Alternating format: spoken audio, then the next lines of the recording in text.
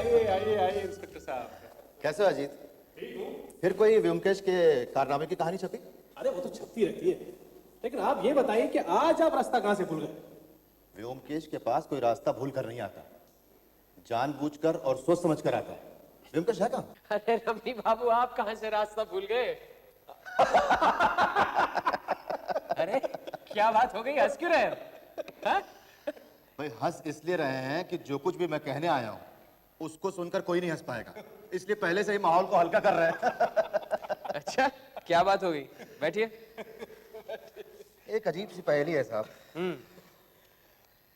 किसने खून किया है मुझे मालूम है, क्यों खून किया है मुझे मालूम है, लेकिन फिर भी गुनहगार को फांसी के तख्ते पर लटका नहीं सका, क्योंकि कोई सबूत नहीं है। अरे तो पुलिस के लिए सबूत ढूंढ निकालना तो कोई मुश्किल काम नहीं है। वो बात नहीं है, लेकिन जब तक गुनहगार अपने मुंह से अपना गुनाह कबूल न कर रहे, मैं कुछ नहीं कर सकता। तो इसमें मैं क्या कर सकता हूँ? आप गुनाह कबूल करवा सकते हैं, क्योंकि आपके दिमाग में कितने ही तौर तरीके खेलते रहते हैं। अगर आप कुछ करें तो। लेकिन मामला क्या है? ये कहानी सुनील और रेबा की है। सुनील धनी माँ बाप का इकलौता लड़का है। एकमात्र पुत्र जवान होकर बिगड़ गया।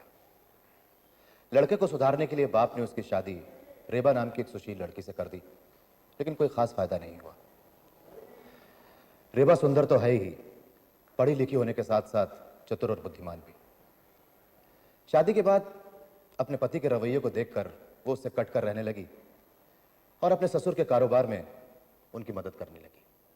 धीरे धीरे करके उसने सारा कारोबार संभाल लिया, गाड़ी चलानी सीख ली, घर से दफ्तर और दफ्तर से घर, खुद गाड़ी चलाकर अपने ससुर को ले जाती थी।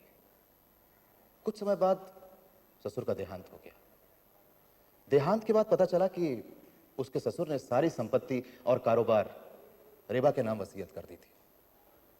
संपत्ति मिलने के बाद ही रेबा ने अपने पति से कहा, तुम्हें महीने के 500 रुपए हाथ खर्च के मिलेंगे, और अगर बाजार में कोई उधार करो तो उसकी जिम्मेदार मैं नहीं रहूंगी।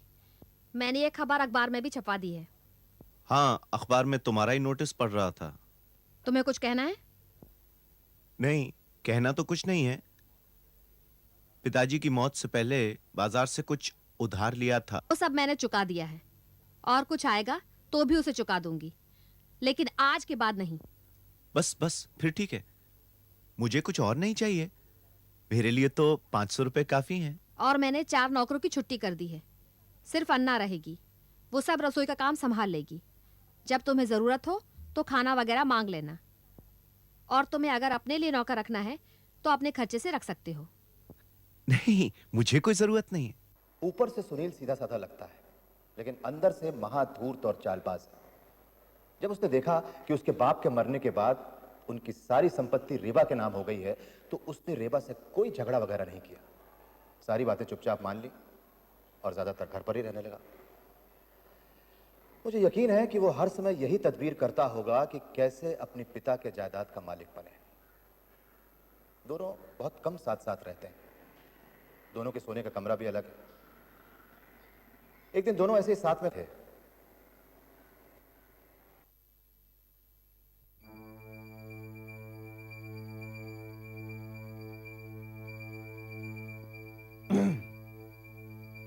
रेबा,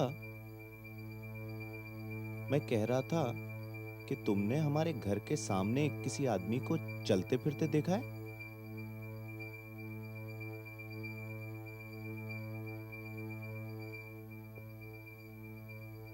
नहीं, मैंने तो कुछ गौर नहीं किया। क्यों? तुम तो ज्यादा घर पर नहीं रहती, मैं रहता हूं।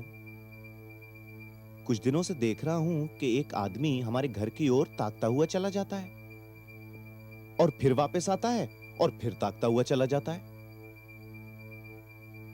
दिखने में कैसा है वो? गुंडा किस्म का आदमी है। काला है, नौजवान, भरी हुई मूछें हैं, हट्टा कट्टा भद्दा सा।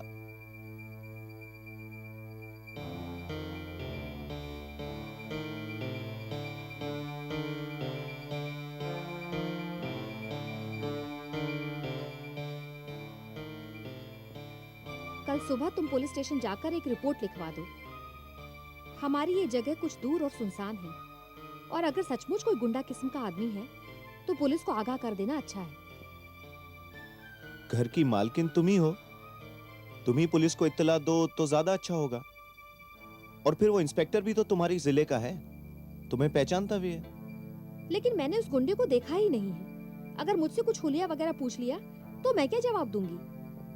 हाँ, ये बात तो ठीक है। खैर, हम दोनों ही चलते हैं, यही अच्छा होगा। आपका मकान शहर से कुछ दूर है, लेकिन घबराने की कोई बात नहीं। अच्छा हुआ आपने रिपोर्ट दर्ज करा दी। मैं पहरे का बंदोबस्त करता हूं। रात को पुलिस आपके मकान पर निगरानी रखेगी। बहुत बहुत धन्यवाद इंस्पेक्टर। अरे, ये तो मेरा फर्ज है। आप यहां के जाने माने घराने के आदमी हैं। मैं आपके पिताजी को बहुत अच्छी तरह जानता था। आप बेफिक्र रहिए। बस यही कहने आए थे, चलते हैं? अरे बैठिए, चाय मंगवाई है। नहीं, अभी रहने दीजिए, मुझे जरूरी काम है। 5 ही मिनट की तो बात है। कार्तिक, अरे रहने दीजिए इंस्पेक्टर, फिर कभी। ये कैसे हो सकता है? आप यहां फिर नहीं आने वाले। मैं आपको यहां आने नहीं दूंगा। ओह रेबा, तुम चाहो रुक जाओ, चाय पियो, मुझे सचमुच जरूरी काम है। इंस्पेक्टर साहब, रेबा रुक रही है, मुझे आज इजाजत दीजिए। जाएंगे आप? ठीक है फिर, नमस्ते। बस जल्दी आ जाऊंगा। शाम ढलने के पहले ही आ जाना। हाँ हाँ। गाड़ी चाहिए तो ले जाओ, आज मैं क्लब नहीं जाऊंगी। नहीं नहीं, काम नजदीक ही है, फिर घूमता घामता चला आऊंगा। नमस्ते।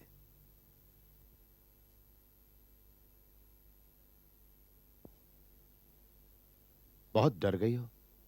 सुनील से कहा कि आज शाम से पहले ही चले आना। डरने की बात ही तो है, हमारी जगह सुनसान जो है। चाय तुम बनाओगे कि मैं बना दूं? और सुनाओ रेबा, कैसी कट रही है? बस जैसी थी वैसी ही हूँ। Thank you.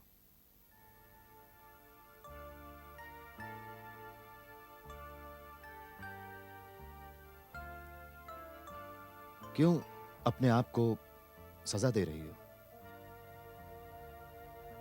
जो भाग्य में लिखा है उसे कौन टाल सकता है? तुम? और कितने दिन हैं आप हमारे शहर में? ज्यादा नहीं। क्यों, मेरा यहां रहना तुम्हें पसंद नहीं? मुझे क्यों नहीं पसंद होगा?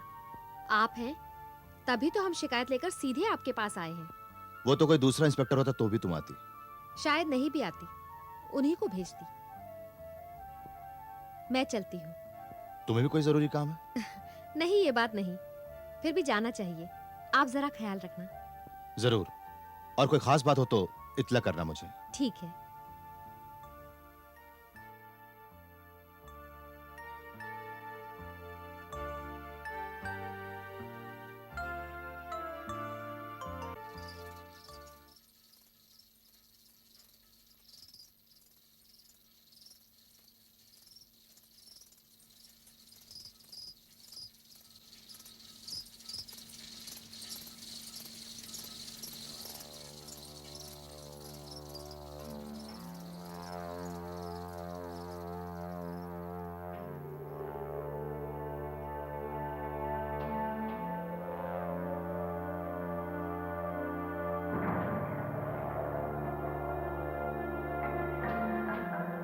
इतनी देर से आए?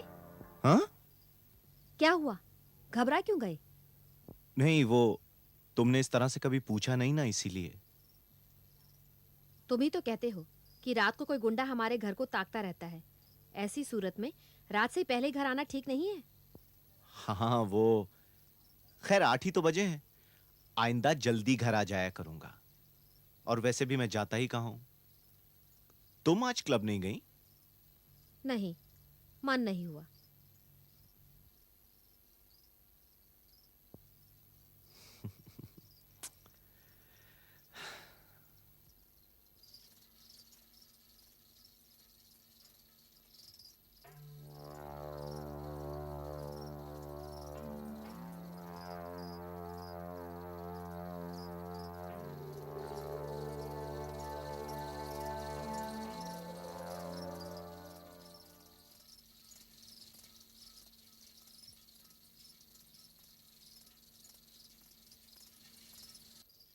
पुलिस के आदमी रात में गश्त को कब निकलते हैं? क्या पता, शायद 10-11 बजे तक निकलते होंगे।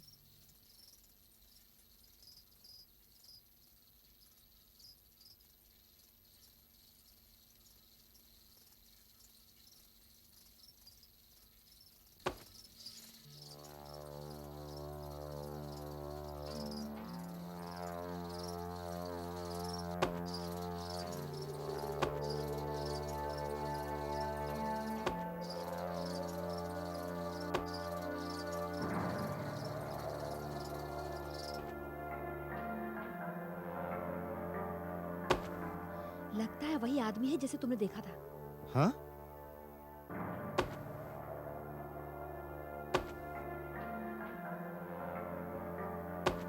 लगता है वही आदमी है।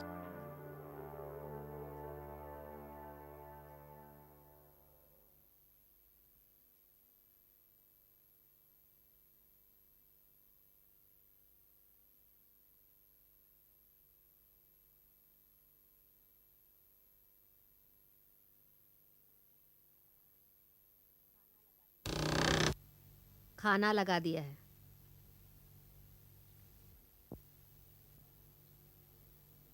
रेबा, डरने की कोई बात नहीं है। पुलिस ने कहा है ना कि हमारी हिफाजत करेगी। पुलिस रात भर घर के सामने पहरा तो नहीं देगी ना? कभी कभी घूम जाएगी। उसी बीच 5 डाकू दरवाजा तोड़कर अंदर आएंगे तो? हाँ, घर में लाठी वाठी कुछ है ना? हाँ है। चलाएगा कौन? तुम? अब अपने आप इस सुनसान जगह पर मकान लेने की जरूरत क्या थी? अब छोड़कर भी तो नहीं जा सकते। लोग क्या कहेंगे? घर में 2 लठैत लगवा दें। लठैत खुद ही चोर बन बैठे तब। ये डाकू उनको घूस देकर भी तो खरीद सकते हैं। वही दरवाजा खोलेंगे। उससे बुढ़िया अन्ना ही ठीक है। हाँ, फिर सारे गहने भी तो तुम्हारे कमरे में ही है ना? तुम्हारे पिताजी के पास एक पिस्तौल थी। मरने से पहले वो थाने में जमा करवा दी थी। क्या वो हमें मिल सकती है? हाँ, मिल तो सकती है। फिर कल ही हम रमनी बाबू के पास जाएंगे। घर में पिस्तौल होना बहुत जरूरी है। हाँ, यही ठीक रहेगा।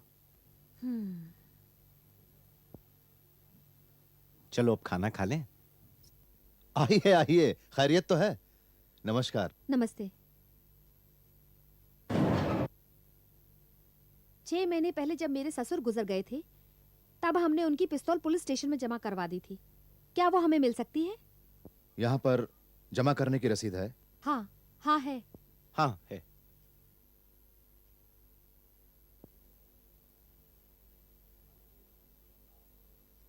हाँ तो ठीक है, आप दरख्वास्त लिखकर दे दीजिए, पिस्तौल आपको वापस मिल जाएगी।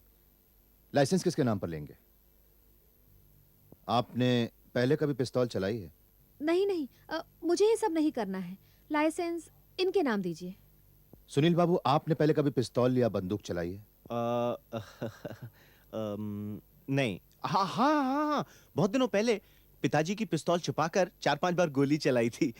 बचपना था। काम तो आपने गैर कानूनी किया है। जिसके नाम लाइसेंस है उसको छोड़कर और किसी को भी अस्त्र व्यवहार करने का हुक्म नहीं है। पर इमरजेंसी और विपदा की बात अलग है, तब कोई भी कुछ भी कर सकता है। ठीक है, तो आप लाइसेंस मेरे नाम पर ही बनवा दीजिए। मैं कल आपको दरखास्त लिख कर दे जाऊंगा। कल क्यों? आज ही कर दो ना। हाँ, लिख दीजिए ना। शाम को मैं आपके घर पे आऊंगा, खाली फॉर्मेलिटी के लिए तहकीकात करने। कल आपको पिस्तौल मिल जाएगा। लाइए, मैं अर्जी लिखती हूँ। ये दस्तखत कर देंगे। और जब आप आ ही रहे हैं तो 8 बजे के करीब आइए ना।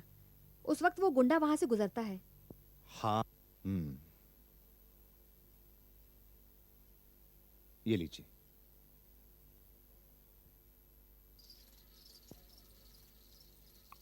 लगता है काफी डर गई हो। डर तो लगेगा ही। पहले इनका डर था, अब ये गुंडा आधम का। किसका डर ज्यादा है, सुनील का या? क्या पता, कभी कभी तो लगता है सब इनके हवाले करके चली जाऊं। वैसे भी हम समाज के सामने पति पत्नी हैं, बाकी कोई संबंध नहीं। लेकिन फिर मेरे ससुर के आखिरी शब्द याद आ जाते हैं। कह गए थे सारी संपत्ति मुझे दे जा रहे हैं ताकि मैं उसकी देखभाल करूं। तुम तो कह रही थी सुनील अब घर पर ही रहता है, ज्यादा कहीं आता जाता नहीं। वही तो अस्वाभाविक है। घर में बैठी बैठी चुपचाप जरूर किसी उधेड़ बुन में लगा रहता है। कैसे सब संपत्ति हासिल करूं? नहीं रेबा, तुम कुछ ज्यादा डर गई हो। Come on, cheer up. अच्छा रमनी, तुम शादी नहीं करोगे? ये क्यों पूछ रही हो? तुम्हें तो सब मालूम है। पुरानी बातें भूल जाओ। जिंदगी ऐसी ही है, हम जो कुछ चाहते हैं वो क्या कभी होता है? क्यों नहीं हो सकता? देखो, मेरा तबादला वहीं हो गया जहां तुम हो। वो तो एक इत्तेफाक था। और भी तो इत्तेफाक हो सकते हैं। काश ऐसा होता। लो 8 बज गए, उस गुंडे के आने का वक्त हो गया। कौन सा गुंडा? वही गुंडा जिसको पकड़ने के लिए तुम्हें यहाँ बुलाया है, जिससे हिफाजत के लिए मैं पिस्तौल ले रही हूँ। सुनील कहाँ रह गया आज? हुकुम सिंह, अरे हुजूर आप, अरे आपने यहाँ आने की क्यों तकलीफ की? हमारा काम बन गया है। रेबा परेशान सी रहती है। आज रात गश्त पर मत जाना, क्योंकि वो इंस्पेक्टर हमारे घर आया हुआ है। मैं यही कहने तुम्हें आया था, बल्कि मैं तो ये कहूंगा कि अब रात में चक्कर लगाना बंद करो जब तक मैं ना कहूं। ठीक है। आ मुकुंद। सलाम हुजूर। हाँ मुकुंद सिंह, कैसे हो? बस दुआ है, मेरे लायक कोई काम हो तो बताना। ये तुम्हारा भाई है ना हुकुम सिंह? हाँ, कुछ होगा तो ये बताएगा ना? बताऊंगा। ठीक है, सलाम। अच्छा हुकुम सिंह, हाँ हुजूर। ये रखो रखो रखो। सब काम ठीक से हो रहा है, बस अगले कदम का इंतजार करो। मैं यहीं आकर बताऊंगा, ठीक है?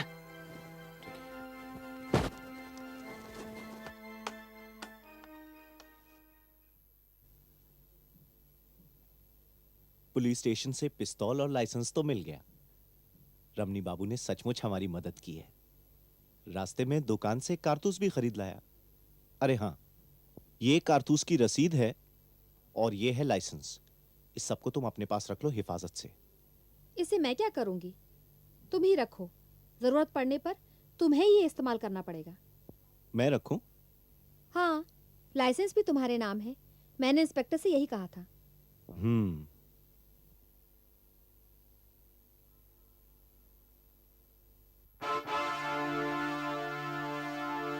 हुकुम सिंह, वो दिन आ गया जिसका हमें इंतजार था।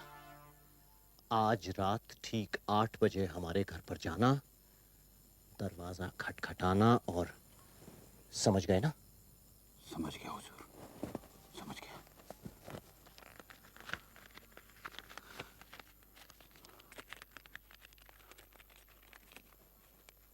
बस इतना ही है मेरे पास। रुपए देती कहाँ है मुझे? उसके जेवर जितने भी हों उसके बदन पे सारे के सारे उतार लेना। और हाँ, जायदाद मेरे नाम होने के बाद तुम्हें 10,000 रुपए और दूंगा, ठीक है ना? बहुत खूब। और हाँ, जो जो बताया है सब याद है ना? याद है, आप बेफिक्र रहिए। मैं अभी तैयार होकर अभी निकल जाता हूँ। 7:15 बजे हैं, ठीक 45 मिनट बाकी हैं। जी हुजूर।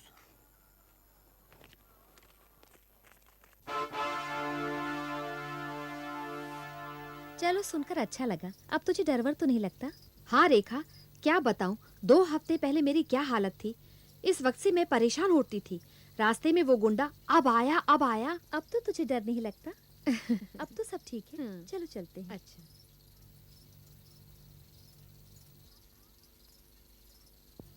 अन्ना, वो कहाँ गए हैं? जब ये आई थी तभी वो चले गए। कहकर गए हैं 8 बजे आएंगे। ठीक है, तू जाकर रसोई बना, मैं जल्दी खाकर सो जाऊंगी। जी।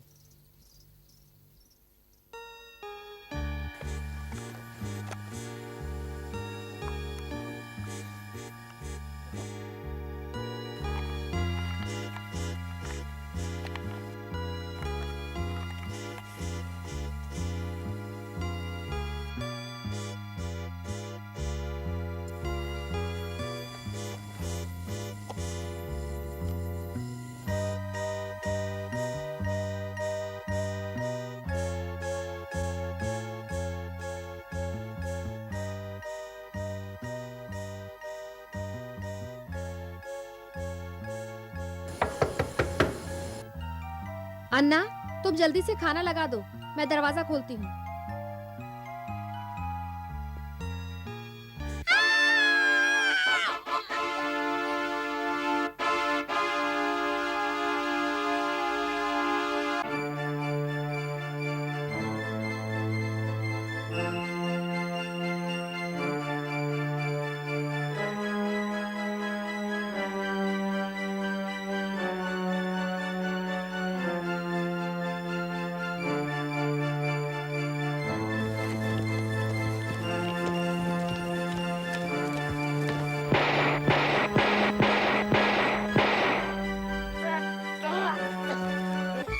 रेबा रेबा रेबा रेबा हाँ?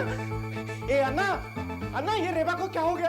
रेबा का खून हो गया हाँ? ये कुंडे ने रेबा को मार डाला मगर मैंने भी कुंडे को मार डाला हाँ? उसकी लाश घर के बाहर पड़ी है। मैं भी पुलिस को इत्तला करके आता हूँ। इंस्पेक्टर साहब, रेबा भगवान के पास चली गई। इंस्पेक्टर साहब,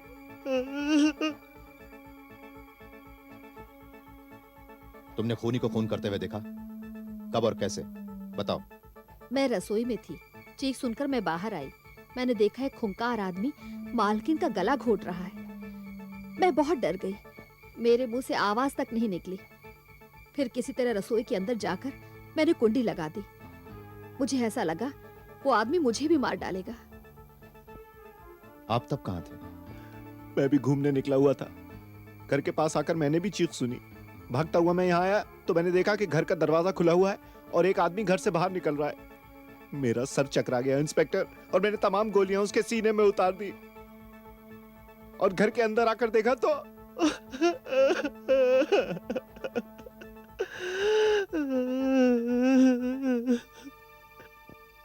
आप पिस्तौल लेकर घूमने जाते हैं? बोलिए। हाँ, पिस्तौल का लाइसेंस मेरे ही पास है और मैं हमेशा पिस्तौल अपने पास रखता हूं। पिस्तौल दीजिए, मैं उसे जब्त करता हूं।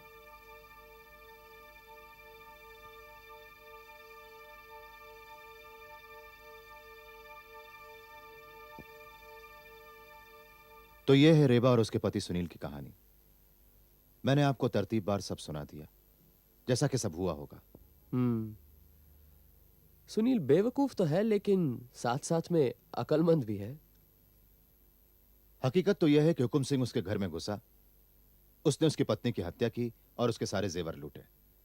इसलिए हुकुम सिंह का खून करने का हक सुनील का बनता है। उसने एक ईंट से दो चिड़ियां मारी, अपने पिता की सारी जायदाद हथिया ली और अपने कुकर्म के एकमात्र गवाह हुकुम सिंह को अपने रास्ते से हटा दिया। रेबा की कोई वसीयत थी नहीं, इसलिए उसके गुजर जाने के बाद कानूनन वही मालिक बन बैठा। कोई रास्ता निकाले व्यंकेश बाबू। जब भी सुनील को देखता हूं तो यही लगता है कि इतना बड़ा धूर्त और बदमाश कानून को अंगूठा दिखाकर धड़ल्ले से मजे उड़ा रहा है। यह बात हजम नहीं होती।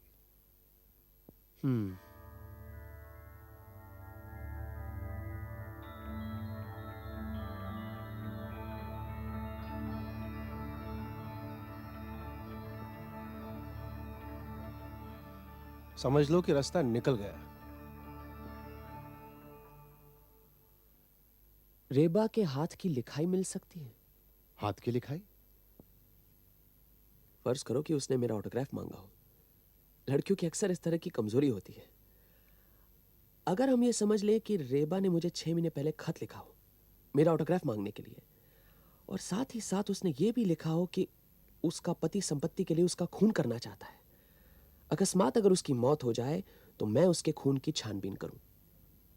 समझा। मतलब कि आप एक फर्जी खत तैयार करवाएंगे, उसे सुनील को दिखाएंगे और फिर उसका जुर्म कबूल करवाएंगे। हाँ, जुर्म कबूल करवाने की कोशिश तो करूंगा। अगर डर के मारे वो जुर्म कबूल करेगा तो ही तो पकड़ा जाएगा। ठीक है, मैं कैसे भी करके रेबा के हाथ की लिखाई हासिल करता हूं। और कुछ? रेबा का कोई निजी लेटर पैड था? वो भी ले आऊंगा। और एक टेप रिकॉर्डर। जब सुनील बाबू अपना बयान दे तो रिकॉर्ड करना जरूरी है, सबूत के तौर पर। ठीक है, मैं सब ले आऊंगा। मैं आज ही से लग जाता हूं। ठीक।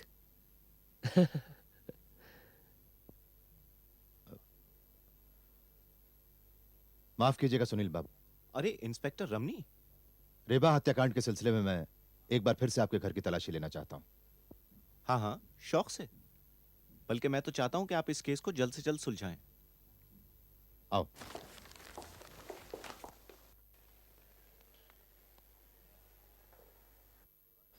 हाथ की लिखाई। जी, रेवा के हाथ का लिखा हुआ पत्र है। और टेप रिकॉर्डर? वो भी मिल गया है। चलिए बस उसे भी ले आइए, शुभ काम में देरी नहीं करनी चाहिए।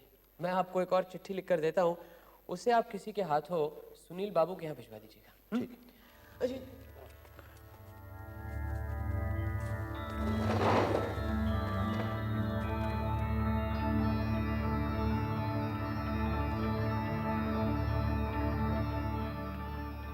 इस तरह से पहले कभी कोई केस सुलझाया आपने? देखिए, हर समस्या अपनी तरह की एक नई समस्या होती है, इसलिए उसका समाधान भी अलग होता है।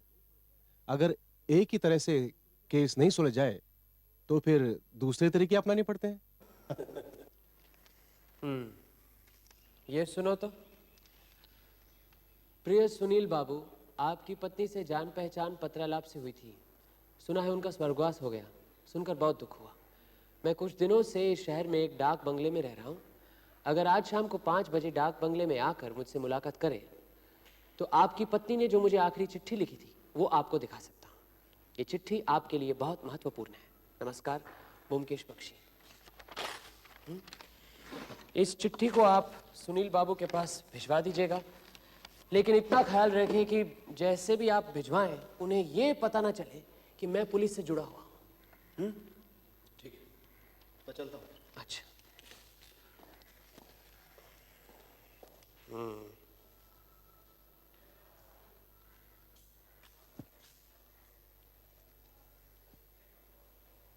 क्या लिखा है? ये चिट्ठी, इसको कहीं बीच में से फाड़ा गया है, लेकिन आज ही न सिर है न पांव, ये सोच रहा हूं। जो ये टुकड़ा मिला है उसमें लिखा क्या है? लिखा है, पत्नी की तरफ अगर पति का कोई कर्तव्य न हो तो पति की तरफ पत्नी क्यों कर्तव्य परायण बनी रहे। हम आज के जमाने के लोग हैं, हम क्यों पुरानी रीति रिवाजों में जकड़े रहें।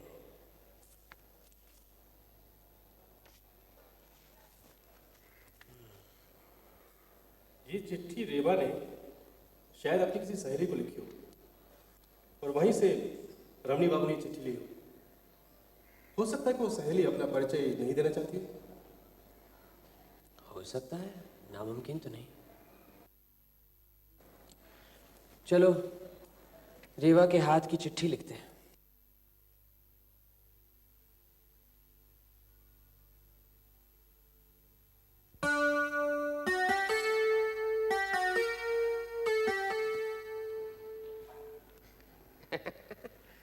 अजीत, लो इसे पढ़ो। श्रद्धेय ब्योमकेश बाबू, आपकी चिट्ठी और ऑटोग्राफ वाली फोटो पाकर इतनी खुशी हुई कि क्या बताऊं। आपकी उदारता देखकर मैं भी अपनी कुछ बातें आपको लिखने का साहस कर रही हूं। आशा है आप मुझे क्षमा करेंगे। मेरे पति कुछ कम अक्ल के और चरित्रहीन हैं। इसीलिए मेरे ससुर मरने के बाद सारी संपत्ति मुझे सौंप कर गए हैं। मैं अपने पति को उसमें हाथ भी नहीं लगाने देती। मुझे शक है कि संपत्ति हथियाने के लिए वो मुझे मार डालने का षड्यंत्र कर रहे हैं। एक गुंडा मेरे पीछे लगा दिया है। कब क्या होगा मैं कुछ कह नहीं सकती। अगर आपको कभी मेरे अकस्मात मृत्यु की खबर मिले तो कृपया उसकी छानबीन करें। आप सत्यान्वेषी हैं, सत्य की खोज करना आपका काम है। आशा है कि एक असहाय नारी की मृत्यु सुनकर आप चुप नहीं बैठे रहेंगे। प्रणाम और चरण स्पर्श। इति निवेदक रेवा सरकार। अब एक काम करो, इसकी एक फोटोस्टैट कॉपी करवा लो। ठीक है।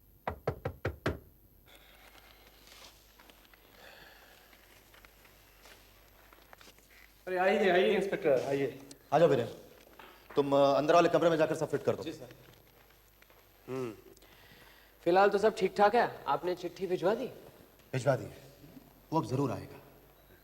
जिसके मन में पाप है वो ऐसी चिट्ठी पाकर अवश्य आएगा। उसकी बीवी ने उसमें क्या महत्वपूर्ण बातें लिखी हैं वो जरूर जानना चाहेगा।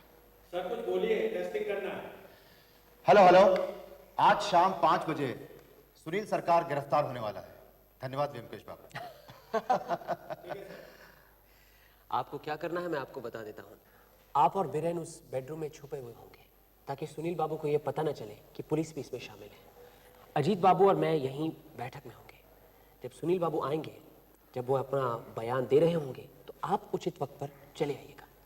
मुझे कहने की जरूरत नहीं कि हथियार और पिस्तौल आपके पास ही रहेंगे। ठीक है, मैं टाइम पर आ जाऊँ। ठीक है, चलता। नमस्कार।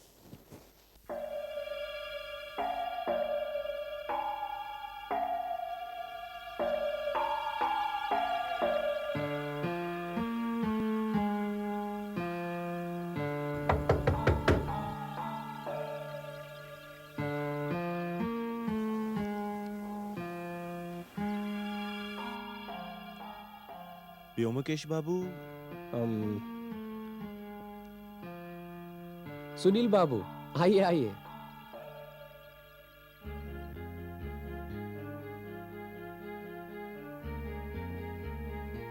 कहिए सुनील बाबू। चिट्ठी। ऊंचे दर्जे के कलाकार हैं, अच्छा नाटक कर रहे हैं, लेकिन आप अपने आप को जितना भोला भाला दिखा रहे हैं उतने बेवकूफ आप हैं नहीं। बैठिए। क्या क्या कह रहे हैं आप? कुछ नहीं। जब आपने बेवकूफी का नाटक करने की ठानी ली है तो उस पर बहस करने की क्या जरूरत है। सीधे मुद्दे की बात पर आता हूं। सुनील बाबू, मुझे सब पता लग चुका है। आपने अपनी पिता की संपत्ति को हासिल करने के लिए 2 खून किए हैं। पहले आपने हुकुम सिंह द्वारा अपनी पत्नी का खून करवाया, फिर आपने अपनी पिस्तौल से हुकुम सिंह को भी उड़ा दिया। वो तो आपके षड्यंत्र का साथी था, इसीलिए उसे रास्ते से हटाना बहुत जरूरी था। आज अगर जिंदा होता तो जरूर आपका शोषण करता। एक तीर से 2 शिकार किया आपने। क्यों, मैं ठीक कह रहा हूं ना? ये क्या कह रहे हैं आप? रेबा को एक गुंडे ने, जिसका नाम हुकुम सिंह है, गला घोट कर मारा है। अन्ना को मालूम है, उसने अपनी आंखों से देखा है। सुना आपने? रेबा को हुकुम सिंह ने मारा है। हुकुम सिंह भाड़े का आदमी था, उसे तो आपने पैसे देकर काम करवाया है। जी नहीं, ये सब झूठ है। वो खून मैंने नहीं करवाया।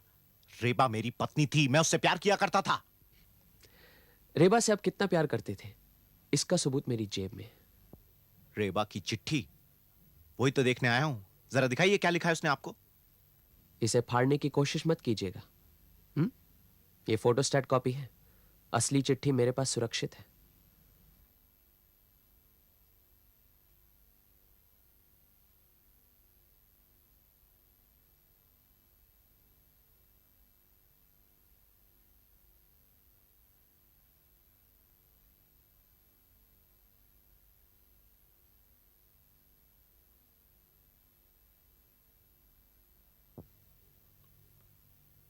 अच्छा, तो ये बात है।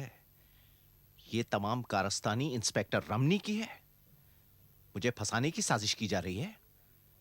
व्योमकेश बाबू, रेबा की मौत के लिए जिम्मेदार कौन है मालूम है? कौन? ये इंस्पेक्टर रमनी। इंस्पेक्टर रमनी जिम्मेदार है? मतलब नहीं समझे? इंस्पेक्टर रमनी रेबा के जिगरी दोस्त थे, जिसको कहते हैं प्रेमी। इसीलिए तो ये मुझसे इतनी नफरत करता है। इसी वजह से तुमने अपनी पत्नी का खून करवाया? जाली चिट्ठी दिखाकर मुझे पकड़ना चाहते थे।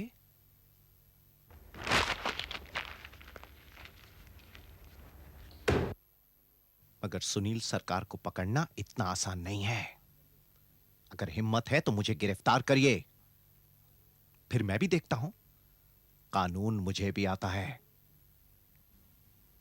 सुनिए,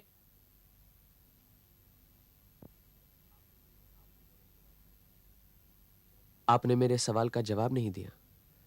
क्या इंस्पेक्टर रमनी की वजह से आपने रेबा का खून करवाया है?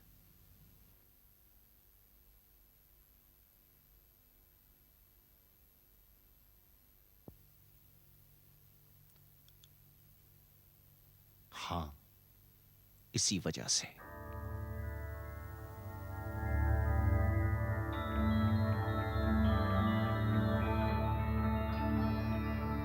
क्या कहा? कहा कि मैंने खून नहीं करवाया। पकड़ा नहीं गया।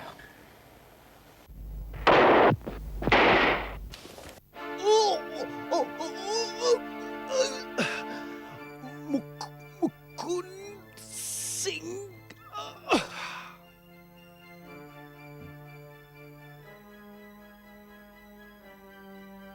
ये मुकुंद सिंह कौन है? हुकुम सिंह का भाई, अपने भाई के खून का बदला ले लिए। बीरेन, तुम यही रहना।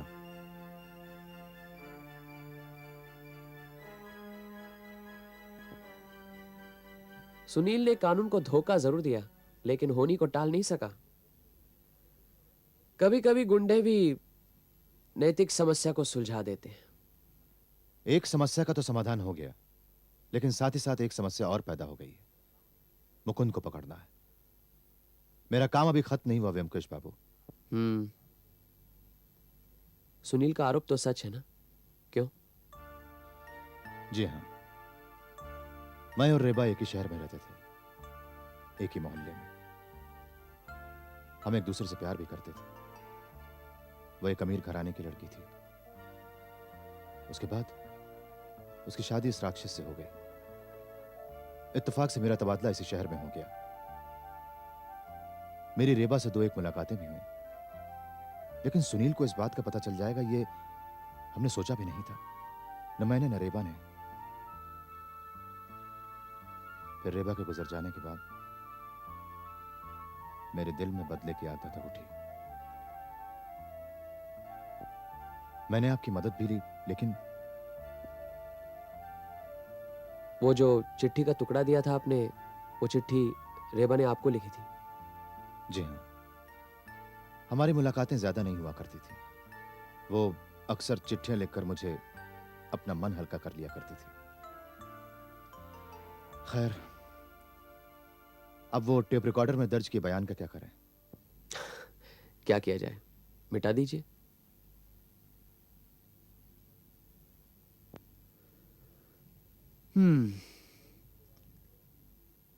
वही पुरानी प्रेम कहानी, पति पत्नी और पत्नी का प्रेमी। इस त्रिकोण में इंस्पेक्टर रमणी है अदृश्य त्रिकोण। क्या?